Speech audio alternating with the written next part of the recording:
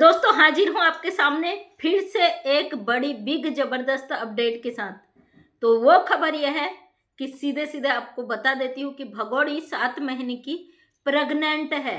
भगोड़ी फिर से प्रेग्नेंट हो गई, दोबारा प्रेग्नेंट हो गई और भगोड़ी का तमाशा चालू हो गया है। आपने देखा होगा आजकल फिर से पेट इसका बड़ा बड़ा फूल कर बाहर आ गया।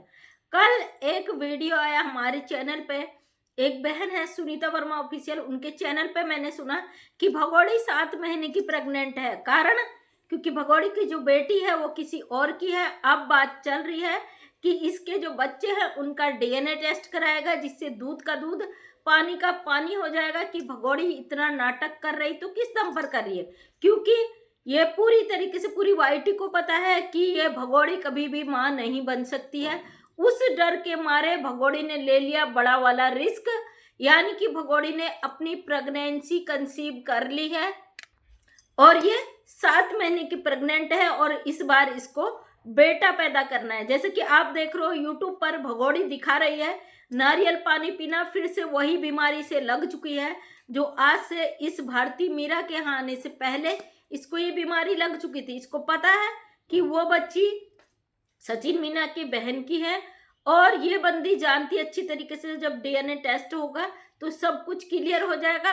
परसों के वीडियो में ये बोल रही थी कि देखो सेम मीना जी की शक्ल है इस जो भारती मीरा है, तो लप्पू की बहन की बेटी है, तो मामा में तो शक्ल जाती ही जाती है भैया।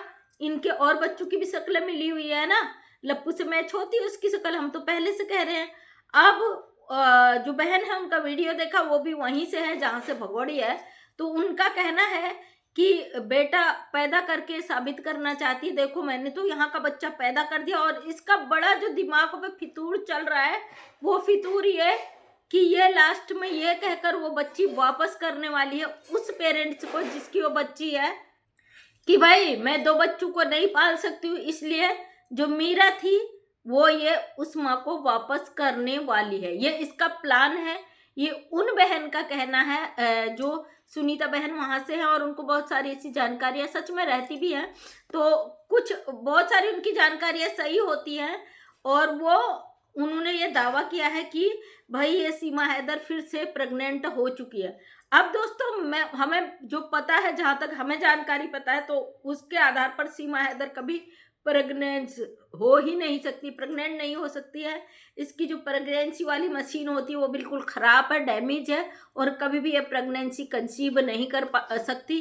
तो अब उनका कहना यह है कि जब से ये सवाल उठा है कि इसके बच्चों का डीएनए टेस्ट हो और सच सच पता चले, हम लोग आवाज़ उठा रहे हैं सोशल मीडिया पे, तो उसके चलते ये भगोड़ी डर चुकी है और इसने अपनी प्रेगनेंसी को कंसीव कर लिया, अपना ट्रीटमेंट करा लिया और 7 महीने की ये प्रेग्नेंट है। मुझे तो इस 2% की आवारा औरत पर बिल्कुल भी यकीन नहीं होता कि ये ऐसा कर सकती है। हाँ, ये कुछ भी कर सकती है, ये बात सच है, क्योंकि ये जमीन को आसमान, आसमान को पाताल, कुछ भी बनाने में इसके जो सपने हैं ना, इसका दिमाग इतना तेजी से चलता है जिसका आप अंदाजा भी नहीं लगा सकते। तो ये भगोड़ी हरकतें इसकी जितनी उल्टी हैं उसको सही साबित करने के लिए किसी भी हद तक गुजरती तो है, लेकिन ये कभी भी उस पर सक्सेस नहीं हो पाती है। और आज अभी अभी इसका एक ब्लॉग मुझे सेंड किया क्लिप काट कर किसी ने, जिसमें ये कितनी बेहयाई पे उतर चुकी है। इसके साथ साथ वो 64 दांत वाली अंजलि भी बेशर्मी पर ग्राउंड पर उतर चुकी है। किसी बहन का भी अभी मुझे कॉल आया था, बड़ी दुखी थी, कह रही थी दीदी ये तो भारत की है ना, दीदी ये तो भारत की है ना। इसकी हरकत देख के हमें बहुत शर्म आ रही है। भारत की जरूर है बहन, लेकिन अगर इन लोगों में इंसानियत होता, ये देश के प्रति थोड़ा सा सोचते, या इन लोगों का ज़मीर इनको गवाही देता ना, तो ये लोग इस तरीके की गंदी हरकतें ना करते। वो 4 बच्चों की अम्मा को इनलीगल तरीके से देश में घुसाकर अपने घर में पनाह नहीं देते, उसे नंगा नाच नचवा कर उनकी उसकी कमाई ना खाते, कानून को अपने हाथ में न लेते। जो बॉर्डर पार करके इनलीगल हमारे देश में घुसकर बैठी है, उस घुसपैठिया को इतना नंगा नाच ना नचवाते। अब जो लोग कहते भाई इनने घर में कोठा खोल रखा, कहाँ से गलत कहते हैं, क्योंकि अब तो ये रबुपुरा से नंगा नाच नाचते हुए इसके साथ अंजलि भी उतर चुकी है। रेस्टोरेंट में गए हैं रात को, एक जो पाकिस्तानी बच्चा है वो डिमांड करता है कि मुझे रेस्टोरेंट में खाना खाना है, क्योंकि इस भगोड़ी के आलू पकौड़े खा खा के इतने उब चुके हैं वो बच्चे कि आलू के अलावा उनको कुछ मिलता नहीं है। दिन भर उनसे घर का काम कराया जाता, केवल कैमरा के आगे उनको दिखाने के लिए लाया जाता, और वो इतने छिछोरे हो चुके हैं, बच्चे इतने बिगड़ चुके हैं कि अब वो किसी के कब्जे में नहीं आने वाले। सोचिए ना, एक अवैध घुसपैठी इनलीगल औरत ने इतना बड़ा तांडव मचा दिया हमारे देश में। वो 3 बेटियां कितना तांडव नहीं मचाएंगी बड़े होके, बड़ी हो रही हैं बच्चियां। वो राजमीना जिसे कहते हैं, जो पाकिस्तानी फरहान है, वो बड़ा होके कल क्या नहीं करेगा हमारे देश में। हमारी एक ही मांग है सरकार से, इस महिला को उठाकर डिटेंशन सेंटर में जल्द से जल्द डाला जाए। 3 साल उसे गला फाड़ फाड़ के हम चिल्ला रहे हैं, क्योंकि भाई हम कानून अपने हाथ में नहीं ले सकते, अपने भारत सरकार के खिलाफ कोई काम नहीं कर सकते। हमें भरोसा है कि इस महिला पर निगाहें बनी होंगी।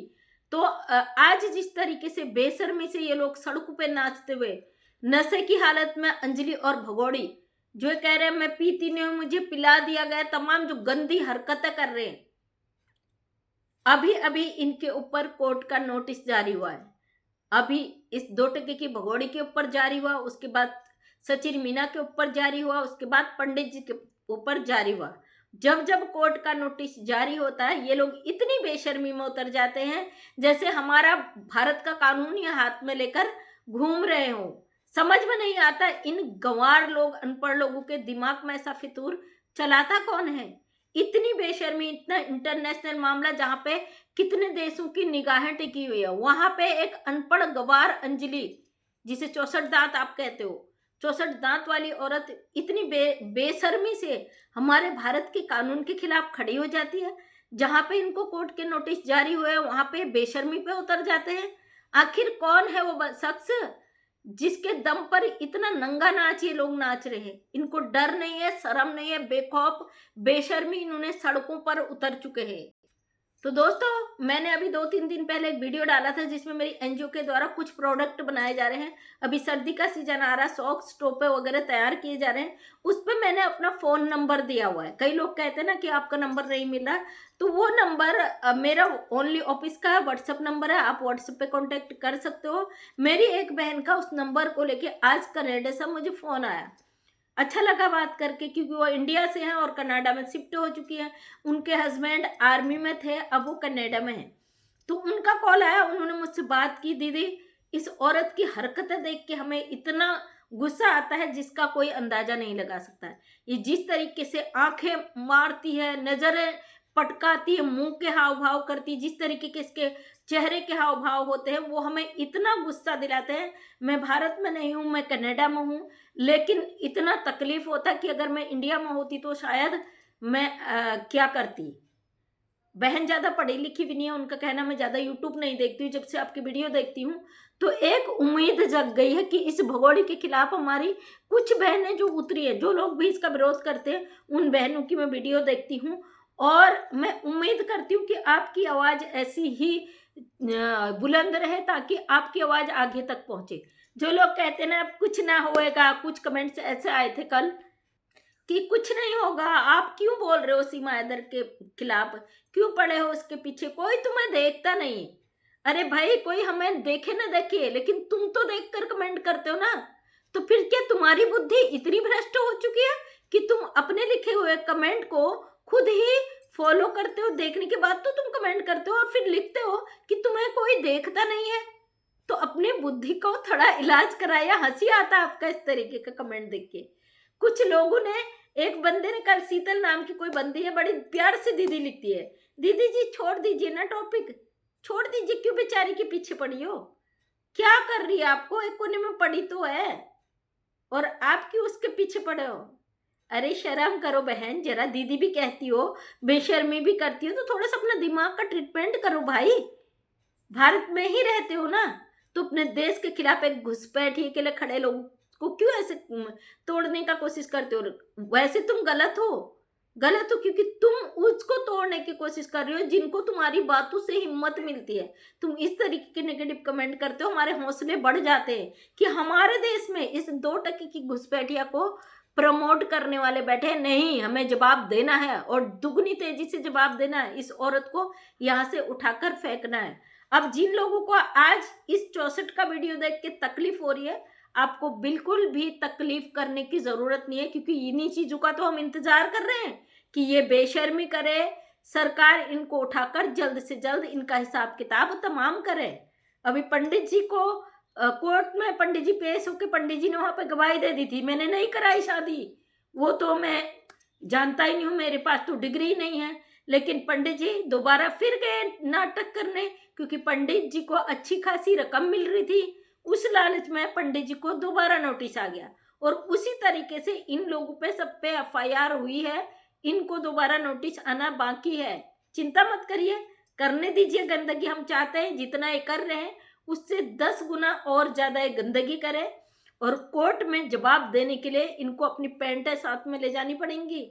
ये इस तरीके से इनकी हालत खस्ता होने वाली है कि इनके पास जगह नहीं बचेगी। फिलहाल इसका भाई फरार है, कुछ जुगत में लगे होंगे भाई, कैसे अपनी बहन को बचाया जाए, है ना। कुछ हिंदू संगठन से संपर्क, कुछ जो संगठन ऐसे हैं जो जिनकी मानसिकता में गंद भरा है, जो लोग सनातन के नाम पर एक अवैध घुसपैठी को यहाँ पे बसाने का काम कर रहे हैं ना, उन लोगों की जुगत में लगे होंगे भैया कि कैसे इसको बचाया जाए। वो शांत बैठने वाला बंदा नहीं है, वो फिर आ जाएगा मुंह उठा के, क्योंकि अभी तो ये गंदगी कर रही है, लोग इसे देख रहे हैं, अभी नोटिस कटे हैं तो ट्रेंड पर चल रही है ना। अब इसको पता है जितना लोगों को इतनी गंदी हरकतें की जाएगी, लोग इसे उठा उठा के इसके चैनल को देखेंगे। तो मैं आप लोगों से रिक्वेस्ट करती हूँ, इसकी वीडियोस देखना बंद कर दीजिए, बिल्कुल मत देखिए, क्लिक मत कीजिए। हाँ, कुछ जो यूट्यूबर इसकी वीडियो को उठाकर डालते हैं वहां से आप पूरी वीडियो देखिए। जैसे फन एंड रिएक्शन बहन इनका वीडियो डालती, मैं उनका पूरा वीडियो देखती हूँ, वहां से ही मैं अपनी बात स्टार्ट करती हूँ। एक दो और चैनल है जो इसकी वीडियो चलाकर बात रखते हैं, वहां से ही मैं वीडियो देखती हूँ। मैं भगोड़ी का वीडियो पूरा कभी भी नहीं देखती हूँ। कभी कभी ऐसी इमरजेंसी आ जाती कि उन लोगों का वीडियो नहीं आता है, तब जाके इसका वीडियो देखना हमारी मजबूरी हो जाता है। चिंता मत करिए, भारत का कानून जिस दिन आ गया, नोटिस आ गया ना, अब आगे क्या होगा वो भी देखते रहिए, क्योंकि जो शेर हैं भारत के वो बैठे नहीं है, सोए नहीं है, वो लगे हुए हैं अपने काम पे। केवल यूट्यूब पे नहीं आ रहा है तो इसलिए भगदड़ मची हुई है आपस में, है ना। हम पहले भी कह रहे थे बजरंगी भाईजान काम कर रहे हैं, बजरंगी भाईजान काम कर रहे हैं, मानो ना मानो तुम्हारे मानने न मानने से हमें कोई फर्क नहीं पड़ता है, क्योंकि हम काम ग्राउंड पर देखना चाहते हैं। उसके लिए शोर मचाने की जरूरत नहीं है, उसका रिजल्ट एक दिन अचानक आ जाएगा। तो इंतजार करिए, मैं भी इंतजार कर लूँ। अगर वीडियो अच्छा लगा तो लाइक शेयर कमेंट करें। नेक्स्ट टाइम मेरा वीडियो देखना चाहते तो चैनल को सब्सक्राइब करें। मिलती हूँ अगले वीडियो में। जय हिंद, जय भारत, वंदे मातरम।